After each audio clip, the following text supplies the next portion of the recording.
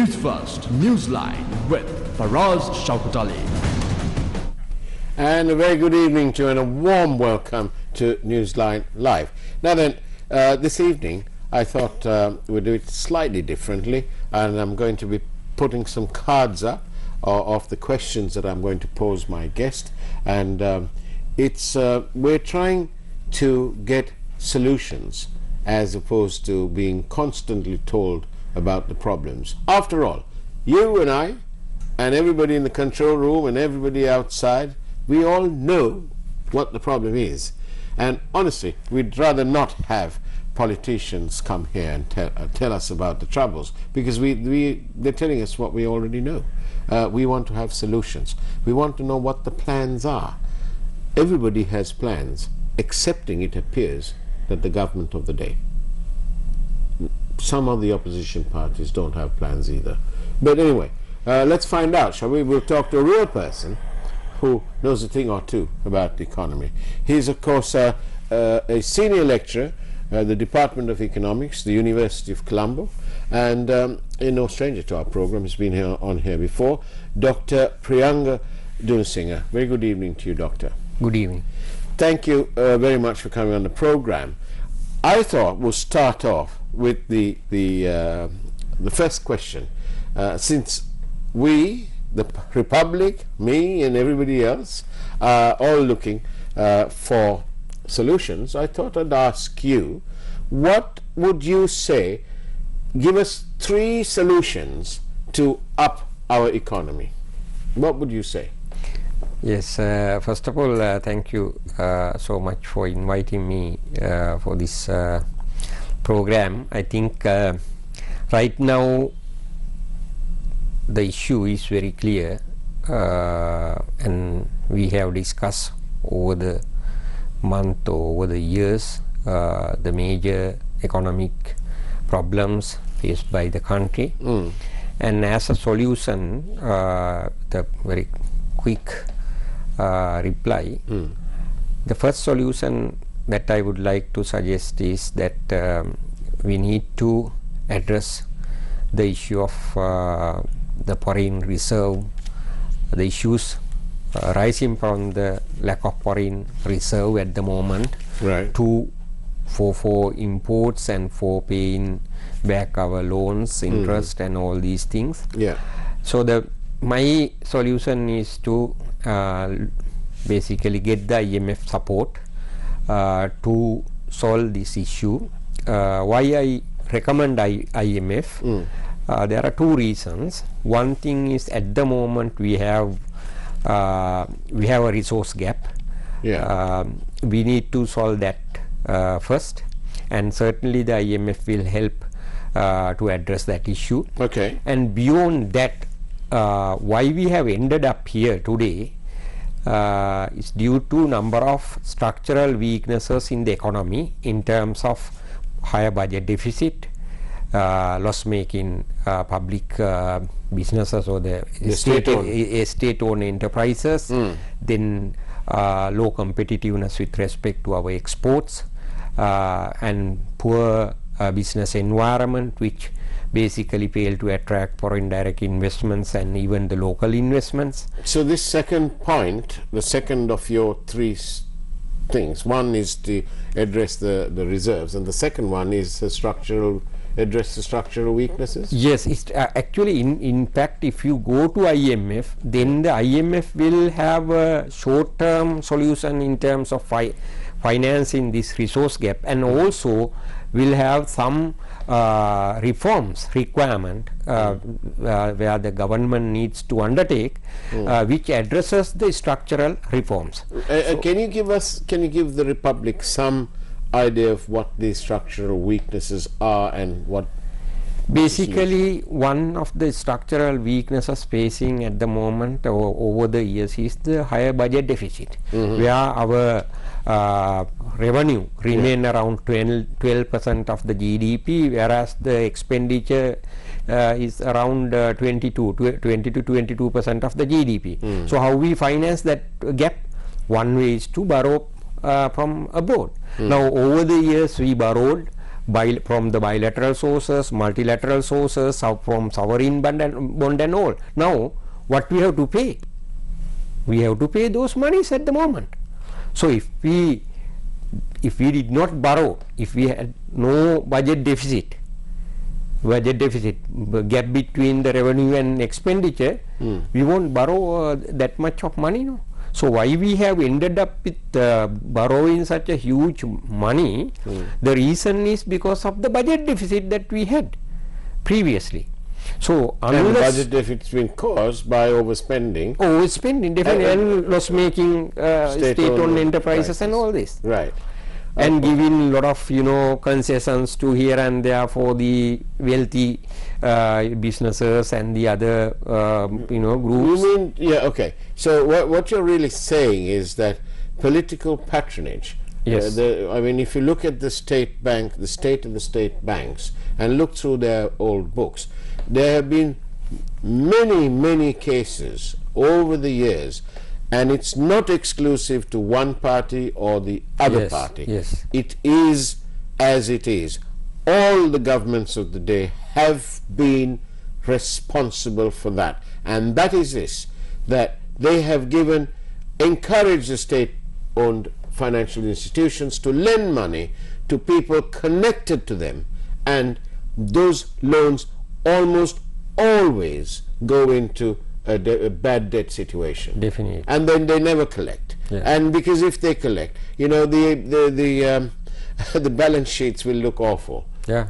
And then that could play a part in the capital adequacy ratio, which is the minimum level of capital that these banks are supposed to have. So how much of this structural deficits, weaknesses, is due to corruption and wastage? Yeah, definitely it is quite difficult to quantify the how much is due to corruption. What kind of percentage of a national project, a big project, big ticket item, do you think? Can you hazard a guess? No, quite difficult. But we certainly know one thing, that is, if you look at the way that things happen in the past, and some of the reports, some of the investigation revealed, and some of the stories mentioned about the percentage requested with respect to for approval of certain projects and all these things, certainly the corruptions, bribes are around those development projects, and that is, I think, quite clear. And what about the third part? Yes, I didn't mention only one solution I gave, that is to go for the IMF, and then I rationalize why we should go for the IMF, not just based on the swap agreement with the other countries. And the second one is we need to strengthen the export. Right. That is very important. Now, over the years after the economic liberalization in 1977, actually we adopted a kind of a policy framework, export oriented industrialization, where export play a major role. But over the years, what has happened, in particular after 2020, after 2000, what we have seen is that the ratio of export to GDP declined from somewhere around from 30 to way down to somewhere around 14%, something why like did that happen? That happened because non-tradable sector expanded rapidly in Sri Lanka.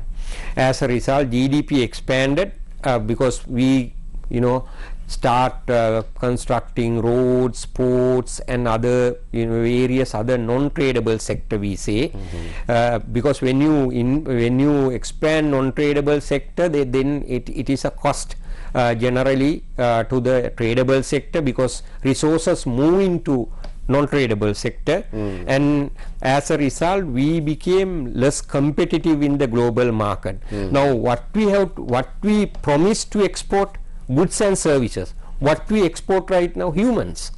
Now we labor migrant. What we export? Humans. Okay, but we should have exported goods and services sufficiently to cover the balance of payments, or the sufficiently to import what we want. But we have ended up with exporting humans at the moment, and this is a very bad, because actually migration is a cost to economy. So we can discuss them in detail, but we need to expand exports. In order to do so, it is very much required that we need to give a greater attention, greater support to exporters, pick up exporting, or the entrepreneurs who could basically engage in exporting activities. Now that is lacking in Sri Lanka. Yes, and what about the third one then? The third one is definitely a revival of the tourism sector. I think tourism sector, we have a comparative advantage. With the pandemic, yes, we have some difficulties, but there is a greater potential in Sri Lanka. At least now government can invest in human resource development in that area, because with once the pandemic is over, then the sector will bounce back again. But we have to get the human resource, physical resources in place in a proper manner, in conducing in particular in a pandemic situation, post-pandemic situation, to cater to the incoming tourists. So that is not happening. I've got about 4 minutes before the break, so I'd like to ask you about this tourism sector. What should the government be doing in terms of the loans that that sector have to repay? I mean, they've borrowed money in good faith.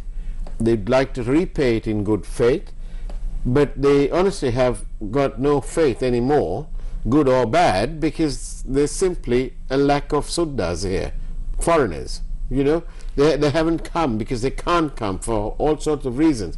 So when the foreigners do start coming back, and I'm sure they will, what should the government be doing in terms of these loans that are currently, you know, being given a moratorium? A moratorium is just that, a postponement.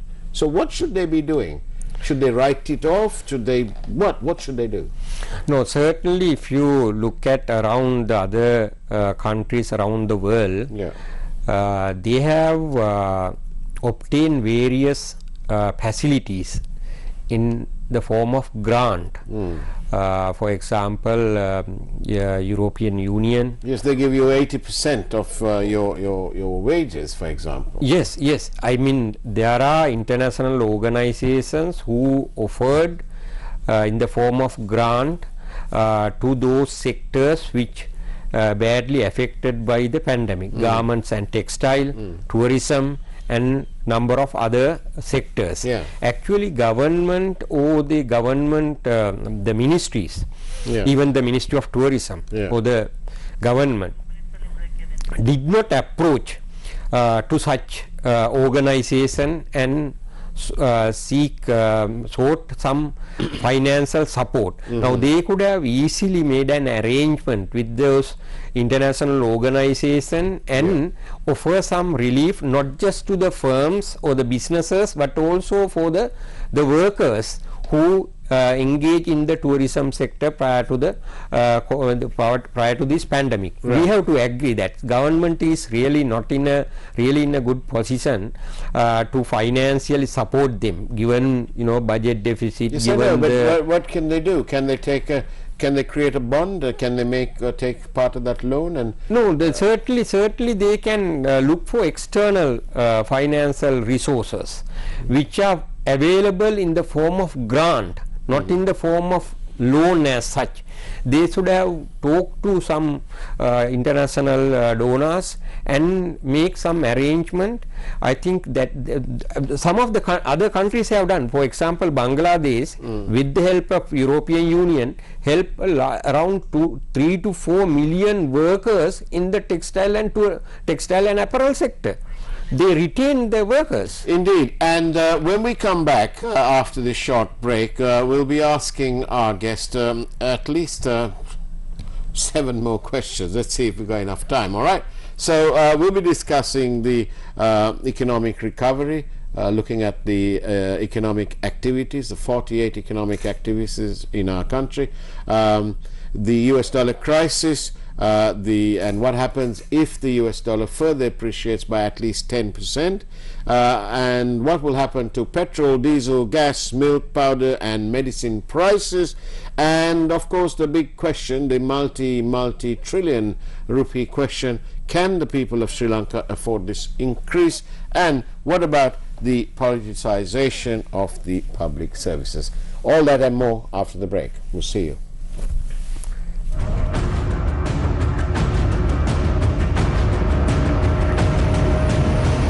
Newsfirst Newsline with Faraz Shaukatali. Valuable Finance, best finance company.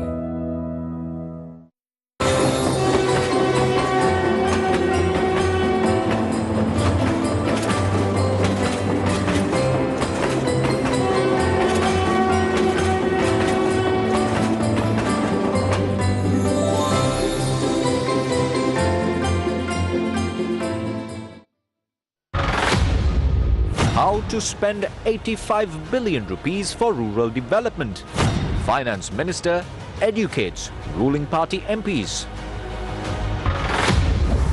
Proposal put forward to Cabinet to pay for Chinese fertilizer. India and China go head-to-head to claim northern islands in Sri Lanka. Why is the Bar Association going to court against the Finance Minister and the Central Bank Governor? Government constituent parties express further opposition against the LNG deal.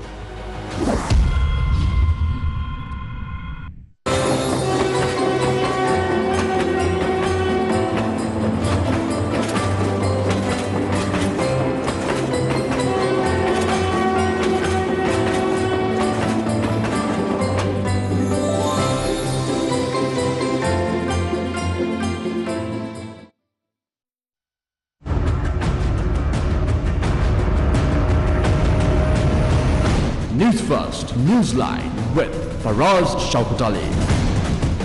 And welcome back to Newsline Live. I'm in conversation with a senior lecturer from the Department of Economics, University of Colombo, Dr. Priyanga Dunusinghe. Very good evening again and welcome to the program. Tell me, of the 48 economic activities in Sri Lanka, which of those 48 would you choose to fast track? Yeah, at least I identified three main sectors. One is the tourism sector with different component in it, and also the services exports. There is a greater potential, and the third, I think we have a greater potential for agriculture exports, in particular the tropical fruits exports, value addition and fresh fruits exports. We have a greater potential. And then tell me this, on to our next question, people in the control room. What is your take on the US dollar crisis? No, it is very clear that we had over the years we had this problem.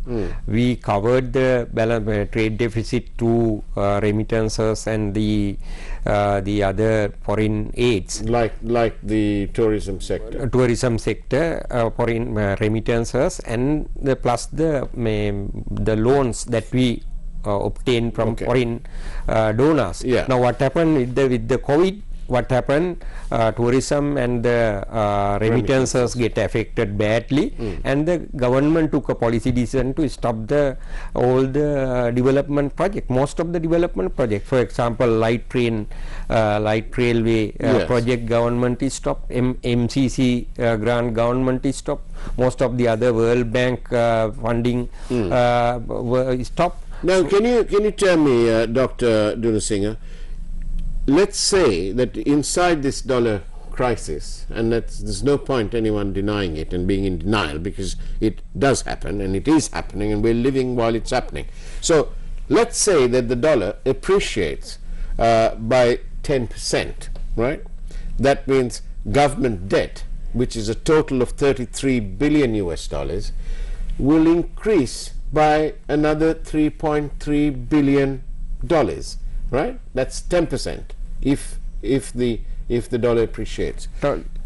But what I want to know is this: when the dollar appreciates by say 10%, the exchange rate automatically goes up by the same amount, which means that petrol, diesel, gas, milk powder and medicines will also increase by 10%. Easy question: can the people of Sri Lanka afford this 10% increase? Yes, certainly. I guess a sizable number of people can bear this. Okay. And there are some who are really helpless.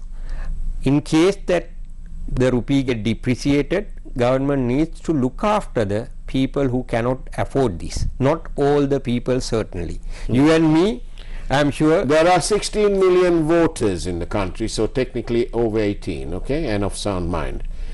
Of that, what is it? The figure for the people who are living, the Samudri beneficiaries, approximately, what is it, about 5 million? No, not 5 million. I think 1 point. No, sorry. Yes, it's about 2 million. Yes, anyway, about 2 million. Let's say it's 2 million. Yes. Right. So the government have to help 2 million. Yes, I think now with the economic consequences, either due to rupee depreciation or the global price increase, you have to let the prices to go up. You cannot stop it. Someone should pay for this. Yeah. What we need to do is to protect the people who are really helpless, who need some help. Not all, certainly. You and me, certainly we can pay 10% I'm not increase. So sure. I'm not so sure about that. I'm not so sure. I think the poor people we need to protect, not the old.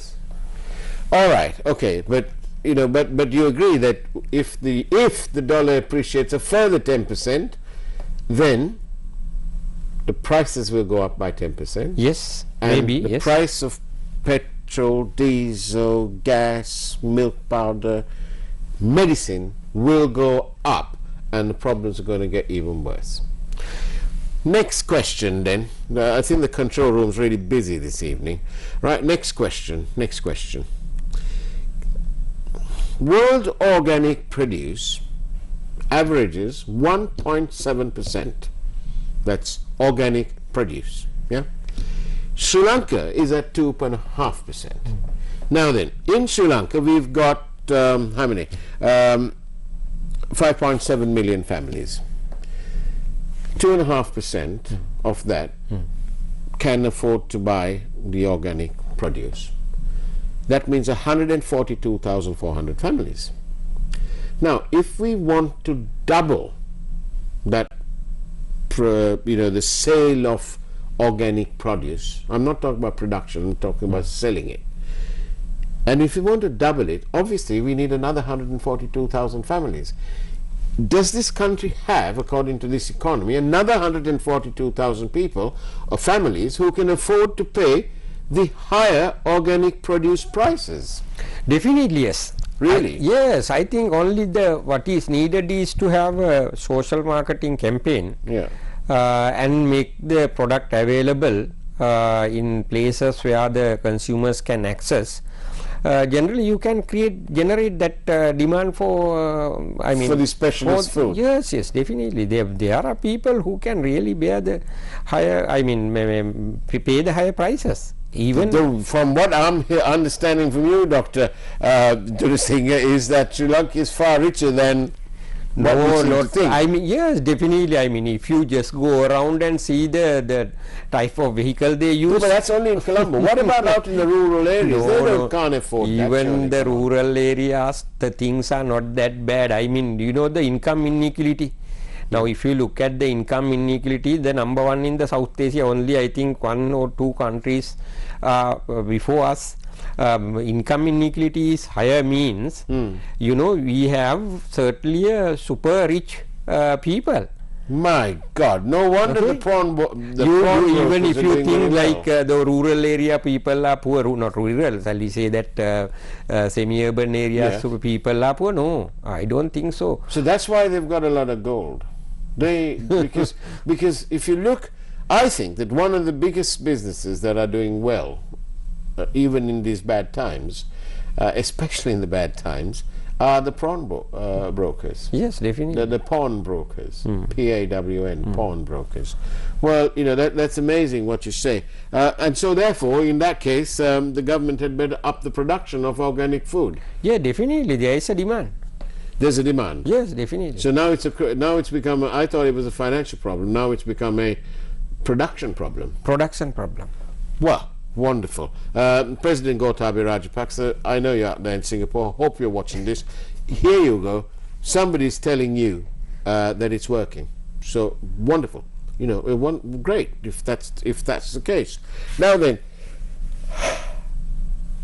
is it economically viable to go this organic route?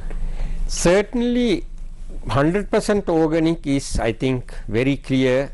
It is something that is we should not pursue. The reason is food security is at risk, and also that could have other issues. Now, you know, when the land productivity is higher, if the land productivity is high, that means you don't need additional land in order to feed the people. That's true. Now, what happened?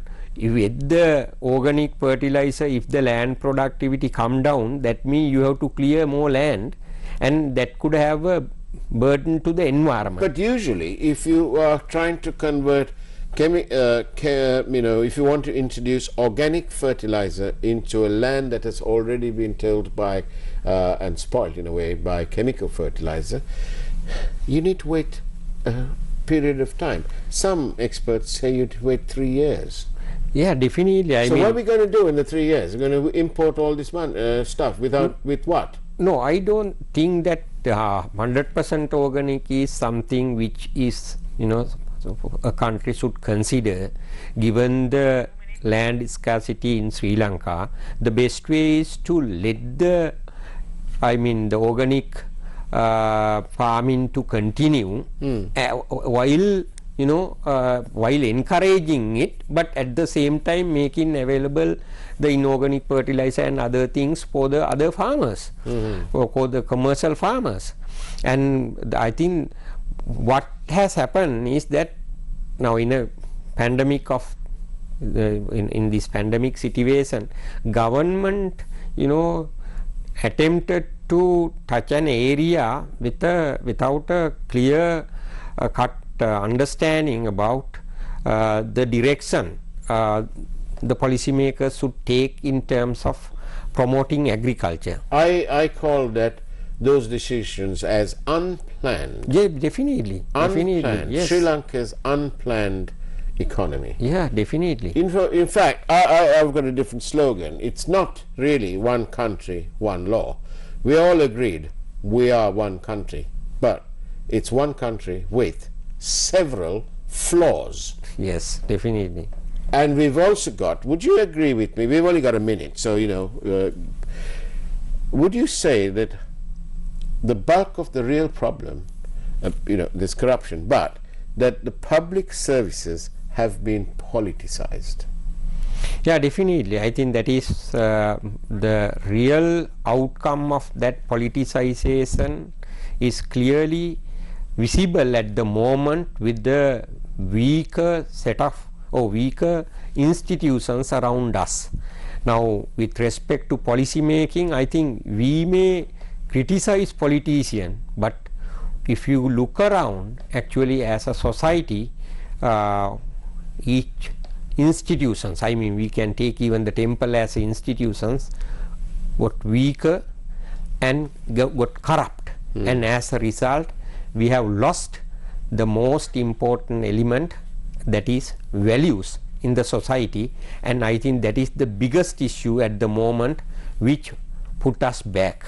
So in Sinhalese, we've lost our Gatiguna. Gatiguna, yes. And we've also lost a sense of Watinakama? Yeah, we are poor because we are poor in values. Dr. Priyanga Dunusinghe, thank you very much for being on Newsline Live.